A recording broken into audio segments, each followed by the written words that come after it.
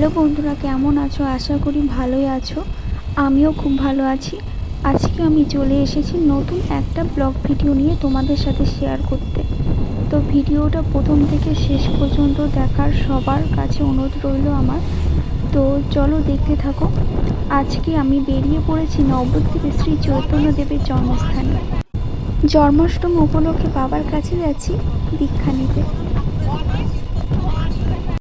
এইদিকে আমরা পৌঁছে গেছি স্বরূপগঞ্জের ঘাটে গঙ্গা পার হবার জন্য। তো চলো যাওয়া যাক। মাথা পিছু 3 টাকা দিয়ে টিকিট কেটে আমরা উঠে পড়েছি লঞ্চে। লঞ্চে দাঁড়িয়ে থাকা মাত্রই উঠে পড়লাম লঞ্চে।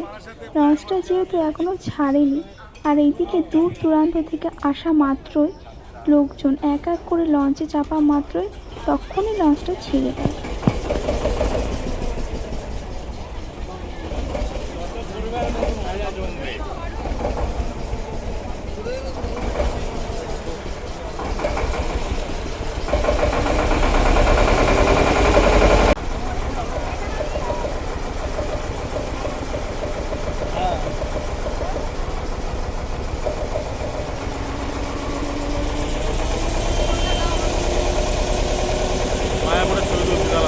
ওই দেখো বন্ধুরা, ওই দূরে দেখা যাচ্ছে মায়াপুরের ইস্কন মঠ। আমরা এইদিকে পৌঁছে গেছি গুরুদেব বাড়িতে, আর আমরা এখন দাঁড়িয়ে রয়েছি ঠাকুরের মন্দিরে।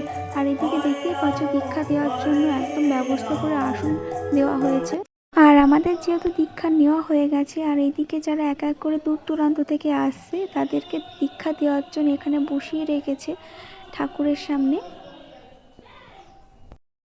এইদিকে যেহেতু চলছে রান্না বান্না, আর ওইদিকে ওই ঘরটায় চলছে সবজি বানানো। এরপর আমরা একটু সেবা নিয়ে বাড়ির দিকে রওনা দেব। তো যাই হোক বন্ধুরা, ভিডিওটা ভালো লাগলে অবশ্যই কমেন্ট করে জানাবে।